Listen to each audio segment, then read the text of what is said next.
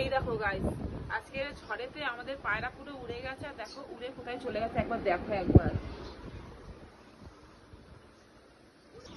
সেই দেখো, সেই দেখো কোথায় পায়রাটা চলে গেছে, দেখো একবার। এখানে আমার ভাই গেছে ওকে আনতে। ওই দেখো হাতে দেখতে পাচ্ছ পায়রা, কত জল। ওর যাওয়ার জুতো খুলে গেছে, এত ঝড় হয়েছে। সেই ঝড়েতে পায়রা উড়ে গেছে।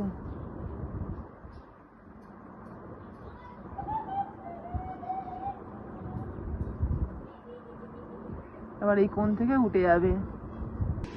তো এত ঝড় হয়েছে কি বলবো তোমাদেরকে। আর পুরো আমাদের ঘরটা একদম মানে সমুদ্র হয়ে গেছে।